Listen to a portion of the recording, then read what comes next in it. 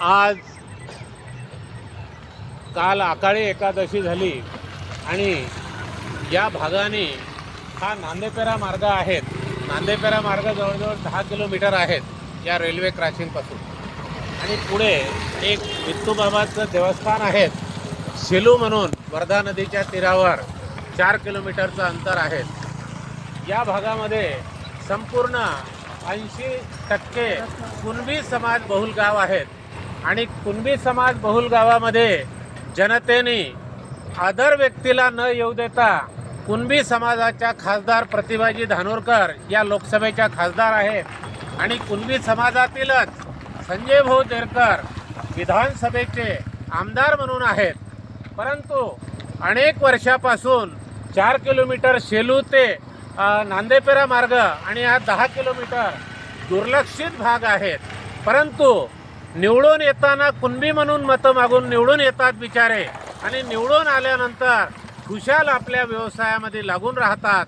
म्हणून मी स्वतः समाजसेवक नारायण गोडे अनेक वेळा निवडणुका लढल्यासुद्धा, परंतु आर्थिक बळ नसल्यामुळे, पैसा वाटण्याची पात्रता या लोकात असल्यामुळे हे निवडून आले.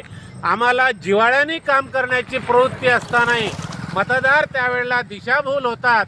आणि ही परिस्थिती, खड्ड्याच्या परिस्थितीमधून इथे बाजूला लायन्स कॉन्व्हेंट आहे, संजय भाऊ देरकरची इथं हायस्कूलसुद्धा आहे, शाळासुद्धा आहेत आमदार महोदयांची, आणि इथे स्वर्णलीला आहेत, अनेक शाळा कॉलेज आहे. परंतु या ठिकाणावरून जात असताना जीव मुठीत धरून जावं लागतो. मागे अपघातामध्ये 4 मुलांचा मृत्यूसुद्धा झाला होता.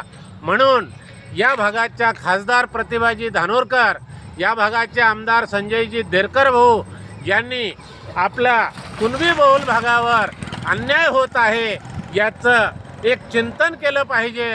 आणि या भागातील जनतेला या विठ्ठलाच्या आज उद्याला काल एकादशी झाली, पुढे गुरुपौर्णिमा आहे, म्हणून थोडं सौजन्य दाखवावं आणि या भागातील जनतेला न्याय द्यावा.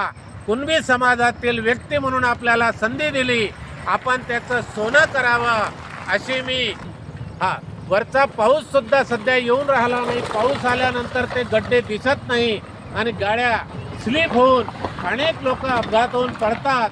तरी त्याला वाचवण्यासाठी आपण लोकप्रतिनिधी म्हणून बनले आहात, खासदार आमदार, आपलं सौजन्य दाखवलं पाहिजे आणि जनतेला हे रोड चांगले करून न्याय दिला पाहिजे अशी मी जनतेच्या वतीने सूचना देतो. जय महाराष्ट्र. इथेच थांबतो. आपला नारायण गोडे.